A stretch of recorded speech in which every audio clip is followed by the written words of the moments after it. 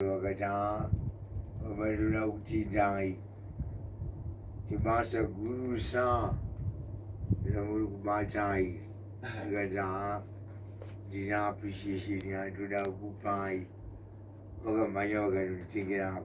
Alright. Deny Paris. And how did you feel when you checked out that message that you were supposed to go and see Vicky? They got to move and go down to the Guru Chai.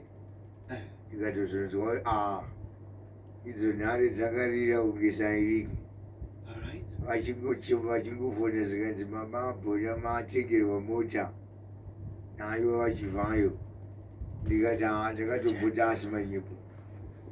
Zagari Nadia to do my son, I can't so the chip. Alright. You better get to Lisa, from Papilla to go. You got to know. I do what you want. So, it's only for Panhau. I'm going to Iwansi. Resigns the president. But it's now big, the guy every much again.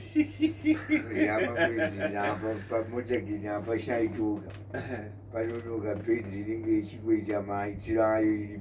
Alright, so, what would you be sort of YeAQUA, good after Benz? I just go down busy, you will be when I survive. I said, you know, with I shall go out into one. Okay. When you don't bite it down, I was in Medina, doing surrendering to the Where was it? Alright. Alright, so license and get repaired. YeAQUA. I'm going to prison. You want to find once in a license. Takanzwa ukuthi wakwamasa nama license wakasodonzi and I'm not trying license and they told us of paying much car. How about you? How was I still disciplining? As I didn't find by the drive home. My president, I said, drive this. She don't drive you, I do my driver. I got to see jump. She motor Alright. 0712831172. So our listeners, they are asking you to do a roll call. So I'm gonna ask them to drop their names. 0712831172. Just drop your name and your town, and Baba Bona Jabob is gonna be reading out the messages as they come.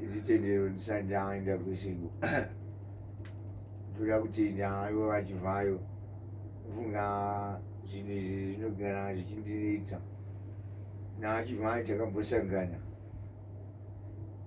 mazuva makore apfuura pakashayika baba vamugabe takatombotisanganei mfunga ipapo ndaainoita maspeech kwazimba takambosangana zvino vakazenge vandikanganwa zvinoziyanga ndapandaka